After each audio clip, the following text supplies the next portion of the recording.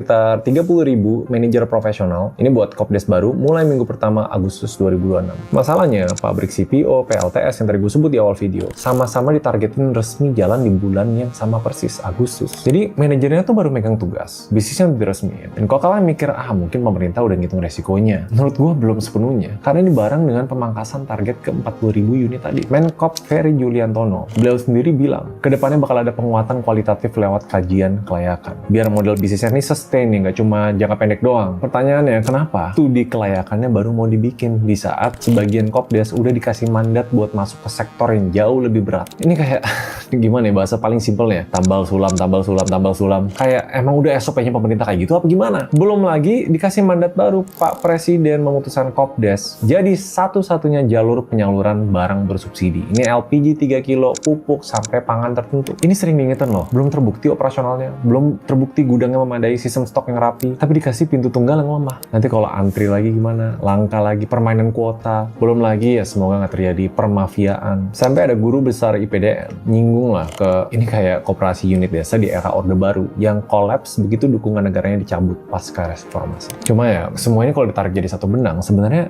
ya proses yang terburu-buru, kuasa yang terlalu besar, SDM yang baru jalan di bulan yang sama, studi kelayakannya masih berjalan, beban tambahan terus ditumpuk, dan presiden historisnya sendiri udah nunjukin ini pola yang sangat beresiko untuk gagal. Tapi dari semua resiko dan concern yang gue sebut, masih belum nih, karena ini sinyal terpisah yang justru menunjuk ke satu area yang sama. Dan kalau udah segini banyak sinyalnya, rasanya udah cukup buat kita jawab pertanyaan yang dari awal kita putar-putar ini.